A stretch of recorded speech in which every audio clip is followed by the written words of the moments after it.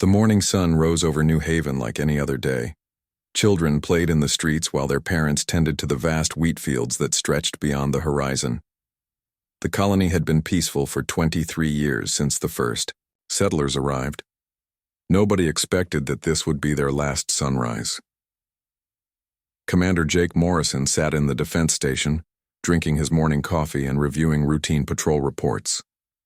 The small orbital platform monitored space around the colony, but it rarely detected anything more exciting than asteroids or supply ships from Earth. New Haven was far from the main shipping lanes, which made it perfect for farming but boring for security work. At exactly 9:15 local time, the long-range sensors started screaming. "Commander, you need to see this," called Sergeant Paul Rivers from his monitoring station. His voice carried worry that made Jake set down his coffee immediately. Jake hurried to the sensor display and felt his blood freeze. Hundreds of red dots filled the screen, moving in perfect formation toward New Haven. The computer calculated their size and speed, displaying numbers that seemed impossible. 400 ships, Jake whispered. That's bigger than Earth's entire Navy. "Sir, they're not responding to our standard greeting signals," reported Lieutenant Mary Collins from the communication console. "I've tried every frequency we know." Jake activated the colony-wide emergency system. Warning sirens began, wailing across New Haven as his voice echoed through every speaker in every home and building. "All civilians report to emergency shelters immediately. This is not a drill. Unknown fleet approaching. Repeat, this is not a drill." Admiral Lisa Campbell arrived at the defense station within minutes, still wearing her gardening clothes. She had been enjoying retirement on New Haven after 30 years in Earth's Navy. Her calm experience was exactly what Jake needed right now. "How long until they arrive?" she asked, studying the sensor readings with professional focus. 2 hours at current speed, Jake replied. "Admiral, we have 30 patrol boats against 400 warships. What do we do?" Lisa looked at the tactical display showing New Haven's pathetic defenses. 30 small ships designed to chase pirates and scan asteroids. Against this alien fleet, they might as well be throwing rocks. "We fight anyway," she said quietly. "And we make sure Earth knows what happened here." "Governor," Nick Bradley burst into the control room, his face red from running. He had been in a council meeting when the alarm started. "What's the situation? Are these the aliens the scientists keep talking about? The ones who might exist somewhere out there?" "They exist, Governor," Lisa said grimly. "And they're coming. Here with enough firepower to turn this planet into glass." Nick grabbed the communication console. "Open a channel to the fleet, all frequencies." "Sir, they haven't responded to any of our signals," Mary reminded him. "Try again. Keep trying until they answer." For the next hour, they broadcast every greeting, message humans had ever created. Mathematical sequences, universal symbols, even music. The alien fleet continued its approach in complete silence. Dr. Amanda Foster arrived from the research station, carrying data tablets and looking terrified. She was the colony's head scientist responsible for studying New Haven's unique plant life. "Commander, I need access to the deep space transmitter," she said urgently. "If these aliens are hostile, Earth needs to know everything. My equipment can record and transmit detailed sensor data about their ships and weapons." Jake nodded and gave her security clearance. Amanda immediately began connecting her recording devices to the colony's most powerful transmitter. When the alien fleet reached orbit, the silence finally broke. The main screen flickered to life, showing a creature that made everyone in the room step backward. It stood upright like a human but resembled a massive insect. Its forearms ended in sharp claws, and compound eyes reflected the lights of its ship's bridge. When it spoke, electronic translators converted the clicking sounds into cold, mechanical words. "Humans of this world, I am High Commander Vexthul of the Zephyrian Hegemony. Your species has been judged a contamination that threatens galactic order. You will be cleansed." Governor Bradley found his voice first. "Wait. We're peaceful. Farmers, we've never threatened anyone. Surely we can discuss this." "There is nothing to discuss. Your kind spreads too quickly and adapts too well. Left unchecked, you will consume everything. The galaxy will be safer without you." Lisa stepped forward, her military bearing taking command. Commander Vexthul, I am Admiral Lisa Campbell of Earth's Navy. If you attack this colony, Earth will respond with force. We have defenses you haven't seen. The alien's compound eyes seem to shimmer with amusement. Your entire species has barely left one star system. We command the alliance of 12 worlds. Your threats are meaningless. The transmission cut off. Within minutes, the first wave of alien ships began their descent toward New Haven's surface. Jake launched every patrol boat they had, knowing it was hopeless but unable to sit and wait for death. The space battle lasted exactly 14 minutes. Jake watched his pilots die one by one on the tactical display. The alien weapons fired beams of pure energy that cut through human ships like paper. Lieutenant Tom Parker managed to damage one enemy vessel before his ship exploded. Sergeant Linda Hayes took 3 aliens with her when her reactor overloaded. It wasn't enough. Orbital. Bombardment incoming, Mary shouted from her console, multiple contacts targeting the cities. The first plasma beam struck New Haven's capital, turning the city center into a crater of molten rock. Jake felt the ground shake even from their underground bunker 50 kilometers away. The second beam hit the spaceport. The third destroyed the agricultural processing centers. Amanda worked frantically at her equipment, recording everything. I'm getting detailed scans of their weapons and ship designs. Earth needs this data. Governor, we need to evacuate the way. Remaining civilians, Lisa said urgently. Get every transport ship off the ground, but it was too late. The alien fleet had positioned ships to intercept any vessel trying to leave the planet. Escape pods and civilian transports exploded as they tried to reach orbit. Jake watched the last transport, carrying 300 children from the primary school, disappear in a flash of alien fire. Monsters, he whispered. The bombardment continued for 6 hours. Every city, every town, every farm became a smoking ruin. The aliens methodically destroyed anything that could support human life. They even targeted the underground shelters, using deep penetration weapons to collapse the tunnels. As the defense station shook from nearby explosions, Amanda made her final transmission to Earth. This is Dr. Amanda Foster, New Haven Colony. We are under attack by alien forces calling themselves the Zephyrian Hegemony. 400 ships, advanced energy weapons, complete destruction of all human settlements. They claim we are a threat to galactic order. Population of 2.3 million. All dead or dying. The transmission array exploded just as she finished speaking. Jake looked around the control room at the few survivors. Governor Bradley sat in the corner staring at reports of his dead people. Lisa coordinated the final defensive positions even though they had nothing left to defend. Amanda clutched her data records, the only proof that New Haven had ever existed. How long until they find us? Jake asked. Thermal scanners show alien ground troops moving toward our position, Mary replied. Maybe 20 minutes. Jake activated the station's self-destruct sequence. If they were going to die, they wouldn't give the aliens any useful intelligence. Any last words for the transmission log? He asked. Lisa looked directly at the camera. Earth, this is Admiral Lisa Campbell. New Haven is gone. Every man, woman, and child murdered without provocation. These aliens think humanity is weak because we're peaceful. They're wrong. Make them pay for our children. The alien ground troops found the defense station 18 minutes later. The explosion that followed lit up the night sky, visible from orbit. By dawn, nothing moved on New Haven's surface. The Zephyrian hegemony had achieved complete extermination. They marked the system as cleansed and moved on to their next target, believing they had eliminated a minor threat. They had no idea what they had just awakened. The quantum relay message from New Haven reached Earth Station Alpha at exactly 14:32 GMT on a Tuesday. Communications officer Billy Chen had been monitoring routine colony reports when his screen suddenly filled with Dr. Amanda Foster's desperate transmission. This is Dr. Amanda Foster, New Haven Colony. We are under attack by alien forces calling themselves the Zephyrian Hegemony. Billy's coffee mug shattered on the floor as he jumped up, hitting the emergency alert that sent the message directly to Earth's highest command levels. Within 6 hours, President Claire Johnson sat in the underground war room beneath Washington, D.C., watching Amanda's final transmission for the 15th time.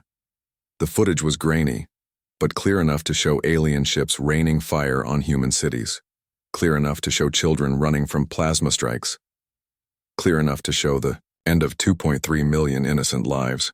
"Play Admiral Campbell's final message again," the president ordered. The screen showed Lisa Campbell's determined face in the moments before the defense station exploded.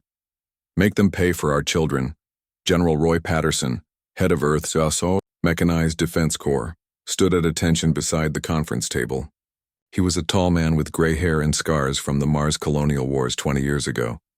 His expression remained stone cold as he watched the footage. "Madam President, I recommend we implement Protocol 7 immediately." President Johnson turned to him. "General, Protocol 7 has been theoretical for 30 years. Are you telling me we actually built those machines?" "Yes, ma'am. 500,000 of them." The room fell silent. Defense Secretary Rita Jones was the first to speak. "500,000 what exactly?" General Patterson activated the wall display, showing detailed technical drawings of massive humanoid machines. Titan-class battle mechs, 40 meters tall, fusion-powered, equipped with particle beam cannons and adaptive artificial intelligence, combat systems. The president stared at the designs. "We've been building giant robots for 30 years and nobody told me. The Titan project was classified above presidential level, ma'am. Only 5 people on Earth knew the full scope until today. We started development after the first radio signals suggested intelligent alien life might exist. The project was designed to activate only if humanity faced extinction." Dr. Helen Brooks entered the war room carrying a stack of data tablets. She was the lead engineer of the Titan project, a small woman in her 50s who looked more like a librarian than the creator of humanity's most powerful weapons. "Madam President, I can explain the technical specifications," she said, setting up her presentation. "Each Titan weighs 800 tons and stands 4 stories tall. The pilot sits in an armored cockpit in the head, connected to the mech through neural interface technology. The AI system learns from the pilot's thoughts and reactions, making the machine an extension of human intuition." "How many pilots do we have?" asked the president. 100,000 volunteers from military forces worldwide. They've been training in virtual reality simulations, believing they were playing advanced combat games. Only the top-level instructors knew the truth. Secretary Jones leaned forward. "Where are these machines hidden?" Dr. Brooks smiled for the first time that day. "Underground facilities on every continent. The factories have been operating automatically for decades, powered by fusion reactors and staffed by robotic systems. We've told local governments they were mining operations or geological research stations." General Patterson brought up a world map showing dozens of red dots across 6 continents. Australia houses 80,000 units. North America has 120,000. Europe, Asia, Africa, and South America each contain substantial numbers. The machines are stored in climate-controlled hangars, fully fueled and ready for immediate deployment. "Show me a live test," President Johnson ordered. 2 hours later, the leadership team stood in an observation bunker at the Nevada facility. Through reinforced windows, they watched as massive hangar doors opened in the desert floor. A mechanical giant rose from the underground chamber, its metal form gleaming in the afternoon sun. Captain Steve Williams piloted Titan 001, designation Liberty. He had been told this was a final training exercise using the most advanced simulator ever built. The neural connection felt completely real as he directed the 40-meter machine to walk across the test range. "Target acquired." Steve's voice came through the speakers. "Engaging mock enemy positions." Liberty raised its right arm, revealing a weapon system larger than most tanks. Blue energy erupted from the particle cannon, instantly vaporizing a concrete bunker 500 meters away. The beam continued through 3 more targets before Steve released the trigger. "Impressive," President Johnson whispered. "How fast can they move?" "Watch this," Dr. Brooks said, speaking into her communication device. "Captain Williams, demonstrate mobility protocols." Liberty bent its knees and launched into the air using rocket boosters built into its legs. The giant machine soared over the test range before landing with an earthquake that shook the observation bunker. Then it began to run. each step covering 20 meters. Despite its massive size, Liberty moved with surprising grace and speed. Maximum sustained speed is 60 kilometers per hour, Dr. Brooks explained. Short bursts can reach over 100 kilometers per hour. The AI system automatically balances the machine and calculates optimal movement paths. The president watched Liberty destroy target after target with different weapon systems. Shoulder-mounted missiles, chest-mounted lasers, and a sword made of pure energy that could cut through anything. Each shot was perfectly accurate, guided by the AI and Steve's natural piloting instincts. "How long to activate all units?" she asked. "The machines are ready now," General Patterson replied. "We need 48 hours to brief the pilots and prepare transport ships. Another week to load everything and launch toward hegemony space." President Johnson stood quietly for several minutes, watching Liberty's awesome destructive power. Finally, she turned to her advisors. "Gentlemen, lady, 30 years ago, some very smart people decided that humanity needed insurance against extinction. Today, we're going to cash in that policy." She activated her direct line to the United Nations. "This is President Johnson. I'm calling an emergency session of the Security Council. Topic: Declaration of war against the Zephyrian hegemony. Within hours, every major nation on Earth pledged support for Operation Thunderstrike. Russian President Anton Volkov contributed his country's largest transport ships. Chinese Premier Li Wei offered the manufacturing capacity of his orbital shipyards. European Union President François Martin provided advanced computer systems for coordinating the massive fleet. The underground facilities began their activation sequence.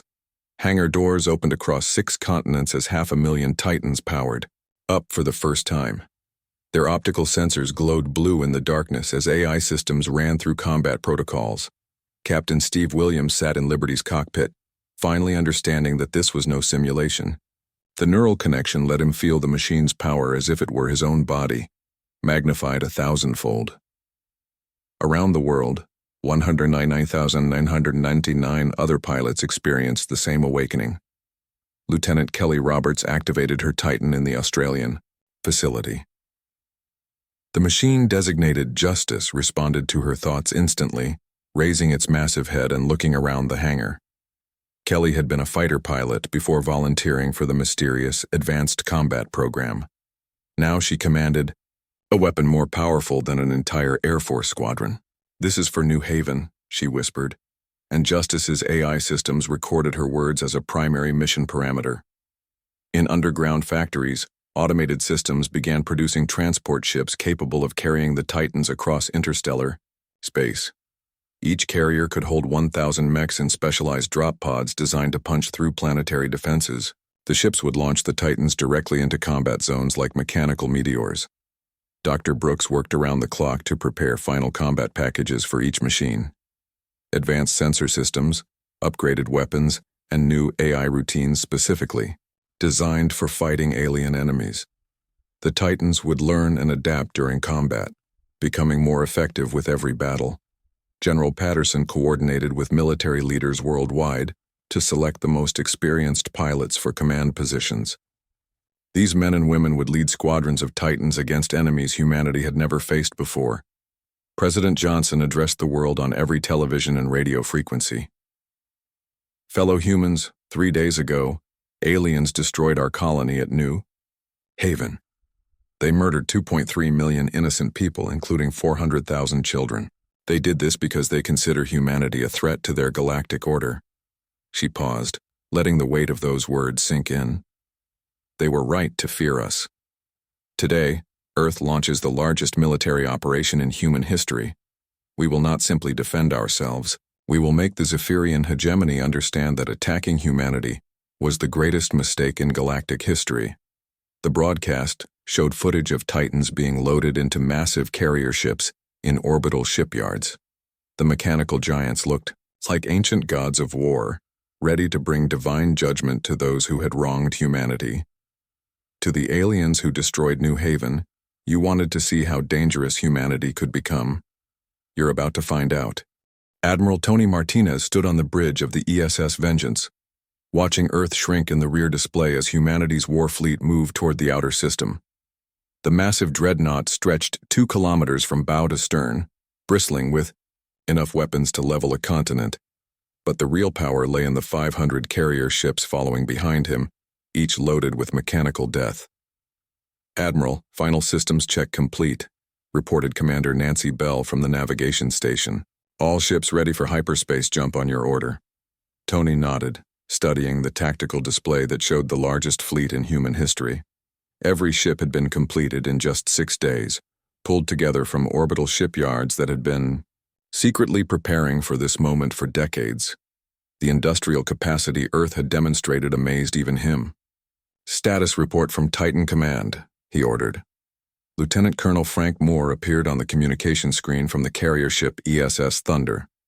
Frank commanded the entire Titan pilot force, 200,000 men and women who had volunteered for what everyone understood might be a one-way mission. "All pilots are secured in their machines and ready for combat deployment, Admiral. We've completed final briefings on alien tactical data from the New Haven recordings."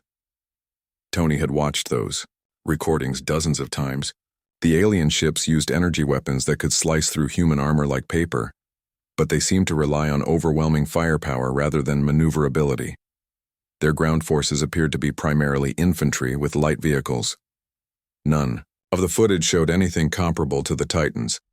"How are the pilots handling the situation?" Tony asked. Frank smiled grimly. "They're angry, sir. Good angry. The kind that makes soldiers fight harder and smarter." Lieutenant Kelly Roberts told her squadron that every alien they kill gets New Haven one step closer to justice. In the carrier ship's hangar bay, Kelly sat in Justice's cockpit, running through combat protocols with her AI system. The neural connection had become natural over the past week of intensive training. She could feel the Titan's weapon systems, like extensions of her own arms, sense the machine's power like her own heartbeat magnified 1,000 times. "Justice, run targeting simulation 47 Alpha," she commanded silently through the neural link. Her Titan's optical sensors lit up, scanning the hangar and identifying dozens of theoretical targets. The AI calculated firing solutions for each target, in milliseconds, displaying optimal weapon choices and engagement sequences directly in Kelly's mind. Simulation complete. 94% accuracy rating, engagement time, 4.7 seconds for 12 targets. Kelly nodded with satisfaction. The AI learned from every simulation, becoming more efficient with each practice session. By the time they reached alien space, Justice would be a perfect killing machine guided by human intuition and artificial precision. Across the hangar, Captain Steve Williams performed similar drills with Liberty. His Titan stood 40 meters tall, its blue optical sensors scanning through tactical scenarios. Steve had been selected to lead the first assault wave, an honor that carried a very high probability of death. Liberty. Review alien ship configurations from New Haven data. The AI immediately brought up detailed analysis of Zephyrian vessel designs, energy weapons mounted on rotating turrets, moderate armor, limited maneuvering capability. The machines calculated that a Titan's particle cannon could punch through alien ship hulls with relative ease. Probability of mission success increases to 73% when fighting in urban environments, Liberty reported through the neural link. Alien weapons appear optimized for space combat, less effective against ground targets using cover and rapid movement. Steve felt a cold smile cross his face. The aliens had made a mistake choosing to destroy a peaceful farming colony. Now they would face humanity's warriors on the ground, where humans excelled at brutal personal combat. Major Chris Thompson worked in the intelligence center aboard the ESS Vengeance, coordinating data from automated probe ships that had been sent ahead toward hegemony space. The long-range reconnaissance had revealed disturbing information about alien capabilities. "Admiral, you need to see this," Chris called from his analysis station. Tony arrived at the intelligence center to find holographic displays showing alien fleet movements across multiple star systems. Red icons representing hegemony ships moved in organized patterns around 12 different worlds. "How many ships total?" Tony asked. "Conservative estimate puts their combined fleet strength at 2,000 vessels, sir. They're consolidating forces around their core worlds, apparently expecting our retaliation." Tony studied the tactical display with professional interest. The aliens commanded a numerical advantage of nearly 3-1 in terms of ships. But they had never faced Titans in combat. More importantly, they had never fought humans who were truly motivated to kill. What about their ground forces? Chris brought up surface scans of hegemony worlds. Standard military doctrine appears to focus on orbital bombardment and air superiority. Limited heavy ground vehicles, mostly infantry, formations. No evidence of mechanized units comparable to our Titans. They're going to learn about mechanized warfare the hard way, Tony observed. Engineer Captain Sam Davis supervised the final loading procedures in Earth's orbital shipyards. Massive cranes moved the last group of Titans into their drop pods, specialized containers designed to protect the machines during atmospheric entry. Each pod could punch through planetary defenses and deliver a fully operational Titan directly into combat. Careful with that one, Sam called to the loading crew handling a particularly large Titan. That's Captain Williams's machine. If you damage Liberty, he'll probably throw you out an airlock personally. The Titan stood in its drop pod like a metal giant waiting for resurrection. Its particle cannon was charged, its AI systems active, its pilot connected and ready. In just a few days, this machine might be walking through alien cities, bringing justice for New Haven's dead children. Sam had helped design the drop pod system, working from the assumption that humanity's enemies would control orbital space around their worlds. The pods used ablative armor to survive the heat of atmospheric entry, then rocket boosters to control their landing. A Titan could be combat-ready within 30 seconds of impact. Load complete on Carrier Group Alpha, he reported to Admiral Martinez. All 100,000 units secured and ready for deployment. Similar reports came from the other 4 carrier groups spread throughout the fleet. 500,000 Titans, the largest mechanized force ever assembled, ready to teach alien species what happened when they murdered human children. President Johnson made a final transmission to the fleet as they prepared to jump to hyperspace. Admiral Martinez, Captain Williams, and all the brave men and women of Operation Thunderstrike. You carry with you the hopes and prayers of 8 billion humans. The aliens think they destroyed a small farming colony and eliminated a minor threat. They have no idea they just started a war with the most dangerous species in the galaxy. Her image appeared on screens throughout the fleet, her expression mixing sorrow for the dead with determination for the living. New Haven's children will be avenged. The Zephyrian hegemony chose to commit genocide. Now they will learn why that was a fatal mistake. Show them what humanity becomes when we stop being civilized. The transmission ended, leaving the fleet in tense silence as they approached the hyperspace jump point.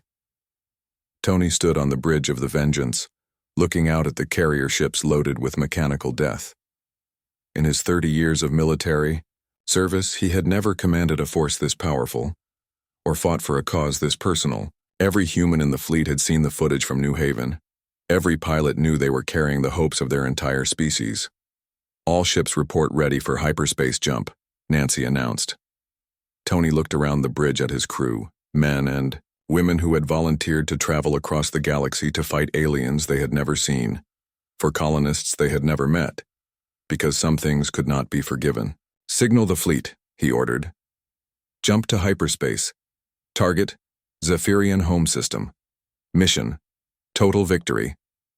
The stars shifted and twisted as 700 human ships entered hyperspace, carrying humanity's wrath toward alien space. Behind them, Earth's factories continued working around the clock, building more Titans and more ships for the war that everyone knew would reshape the galaxy. In the deep space between stars, 500,000 mechanical angels of death flew through hyperspace, guided by human hatred and armed with fusion fire.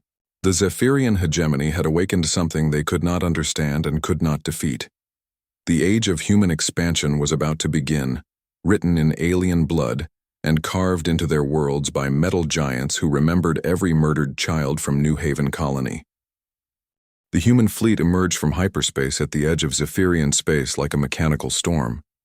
Admiral Tony Martinez watched his tactical display fill with red dots as the enemy fleet moved to intercept them. Over 2,000 alien ships formed defensive lines around their home system, creating the largest space battle in galactic history. All ships, battle stations, Tony commanded from the bridge of ESS Vengeance. Titan carriers, prepare for combat deployment. High Commander Vexthul observed the approaching human fleet from his flagship, the Eternal Domination. His compound eyes studied the primitive vessels with professional interest. The humans had come seeking revenge for their destroyed colony, exactly as predicted. They would die here, ensuring the contamination could never spread beyond their single world. Begin bombardment, Vexthul ordered. Eliminate the human infestation. The space battle erupted with blinding flashes of energy weapons. Zephyrian plasma cannons fired deadly beams across the void, while human ships responded with railgun salvos and missile swarms. The first exchange cost both sides dozens of vessels, debris spinning through space as ships exploded in silent fury. But Admiral Martinez had not come to fight a traditional space battle. Carrier Group Alpha, begin planetary assault operations, he transmitted. All Titan units prepare for combat drop. Captain Steve Williams sat in Liberty's cockpit as his drop pod was loaded into the launch tube aboard ESS Thunder. Around him, 99 other Titans waited in similar pods, ready to fall like metal rain onto the alien homeworld below. The neural connection let him feel his machine's anticipation, artificial intelligence and human determination merging into focused hatred. First wave, launch in 30 seconds, announced Colonel Frank Moore over the communication system. Remember, this is for New Haven. Make every shot count. The launch catapult fired, hurling Liberty's pod toward the planet's surface at tremendous speed.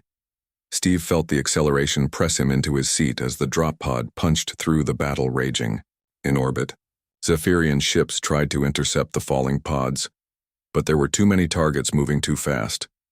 Lieutenant Kelly Roberts felt Justice's pod spinning through atmospheric entry, ablative armor burning away as they plummeted toward alien cities below. Through her neural link, she sensed the Titan's combat systems activating automatically, weapons charging and targeting sensors scanning for enemies. Justice, status report. All systems operational. Landing in 45 seconds. Detecting multiple hostile signatures at impact zone. Kelly smiled coldly. The aliens were waiting for them. Good. It would save time hunting them down individually. The drop pods struck Zephyrian soil like mechanical meteors, leaving smoking craters across the capital city. Emergency systems triggered automatically, splitting open the armored containers to reveal the metal giants inside. 40-meter Titans rose from the impact sites, their blue optical sensors glowing in the alien twilight. Liberty stood up from its crater, Steve's consciousness flowing through the machine's massive frame. The neural connection made the Titan feel like his own body, magnified and armored. Through enhanced sensors, he observed the alien city spreading around him, towers of gleaming metal reaching toward purple skies. All units, sound off. Steve commanded over the tactical network. Justice online, weapons hot, Kelly reported from 2 kilometers away. Thunder operational, ready for combat, called Lieutenant Danny Clark. Fury active, locked and loaded, responded Sergeant Lisa Grant. One by one, 1,000 mechanical voices confirmed their readiness. The first wave of humanity's revenge had arrived intact and ready to fight. The Zephyrian ground forces responded quickly, though they had never faced anything like the Titans. Armored vehicles raced through city streets while infantry took positions in buildings, their energy weapons beginning to fire at the mechanical invaders.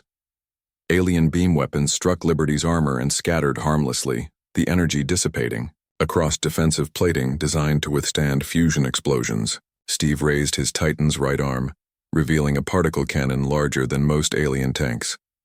"Let's introduce them to human engineering," he said softly. The particle beam erupted from Liberty's cannon, a lance of pure energy that punched through 3 alien vehicles and continued through the building behind them. The structure collapsed in a shower of debris, crushing the infantry positions on the lower floors.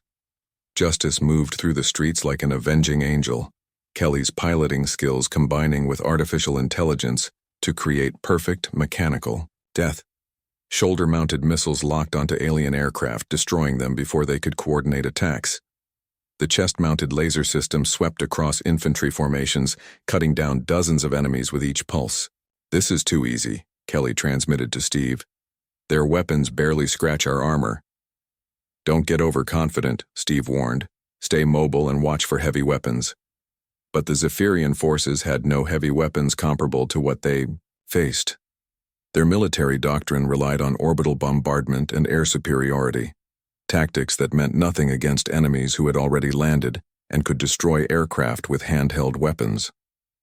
Major Chris Thompson monitored the battle from orbit, analyzing alien responses through battlefield intelligence networks. The data streams from Titan sensors provided unprecedented information about hegemony capabilities and weaknesses. Admiral, the aliens are adapting faster than expected, Chris reported to Tony Martinez. They're concentrating forces around strategic buildings and attempting to coordinate fire on individual Titans. Any effect on our units? Minimal, sir. Titan armor is holding up perfectly, but the aliens are learning. They'll develop better tactics if we give them time. Tony nodded, studying the tactical display showing thousands of blue dots representing human Titans spreading across the planet's surface. The mechanical giants moved in coordinated squadrons, systematically destroying alien military installations and government buildings. Signal all carrier groups. Begin full planetary deployment. I want 500,000 Titans on the ground within 6 hours.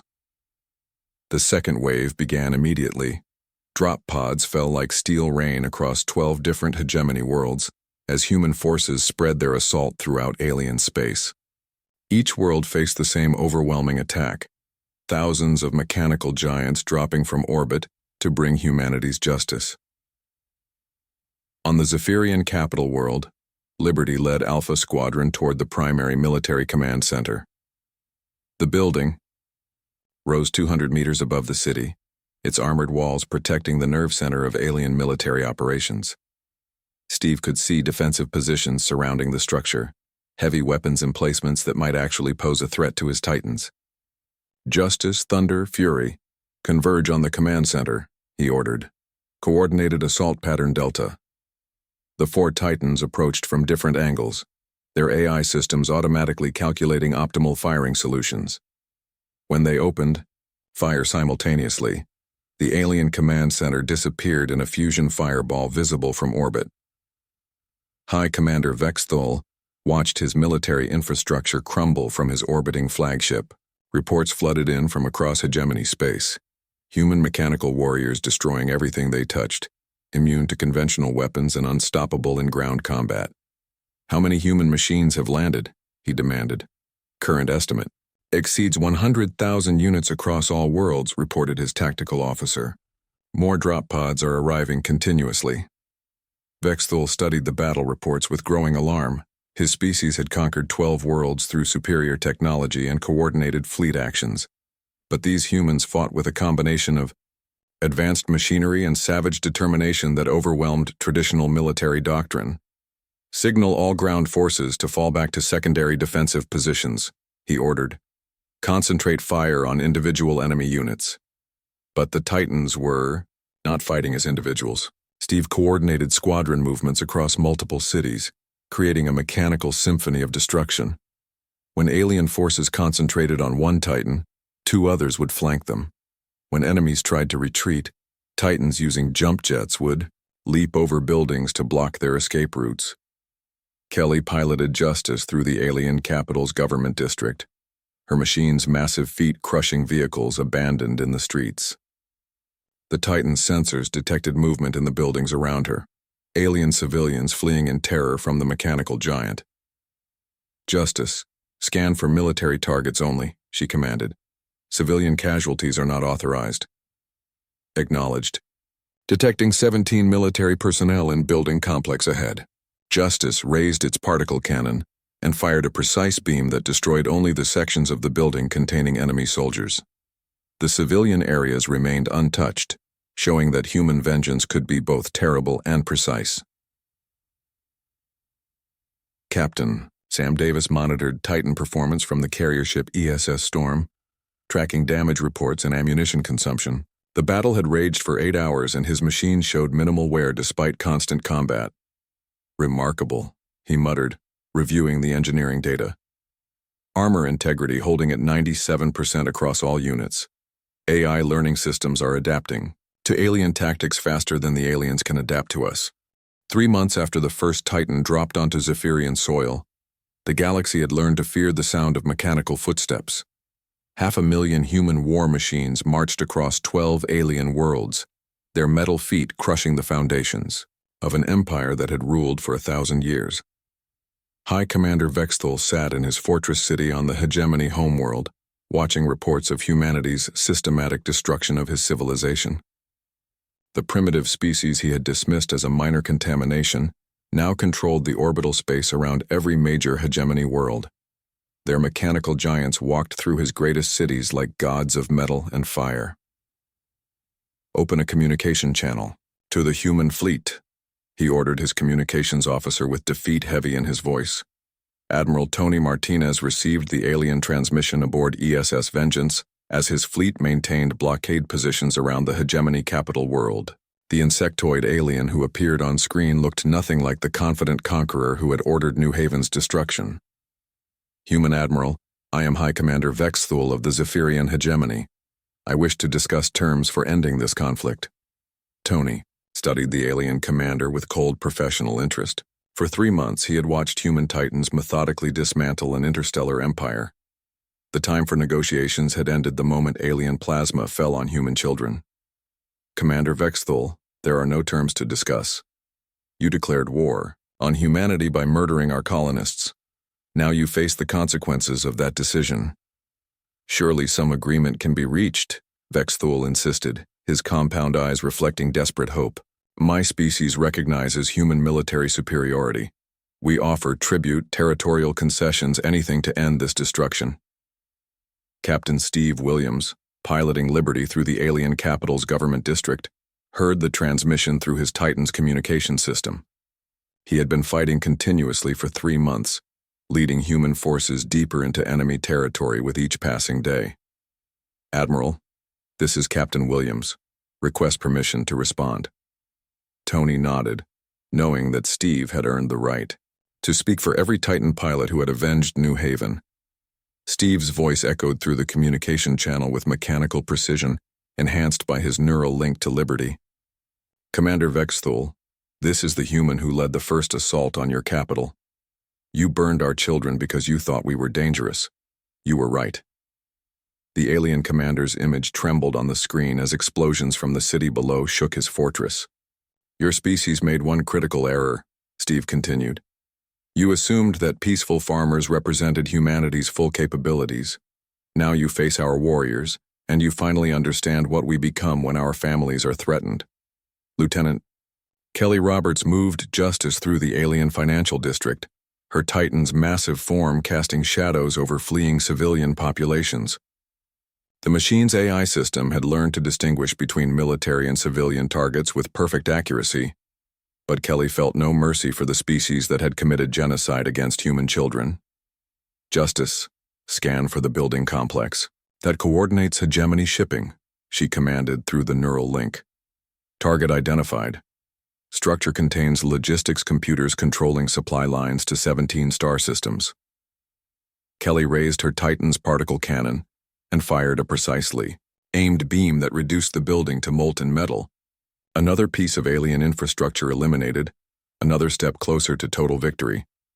Major Chris Thompson analyzed battlefield data from the intelligence center aboard ESS Vengeance, tracking the systematic collapse of hegemony resistance. His reports painted a picture of complete human dominance across every front. "Admiral, alien military effectiveness has dropped to less than 5% of original levels," Chris reported.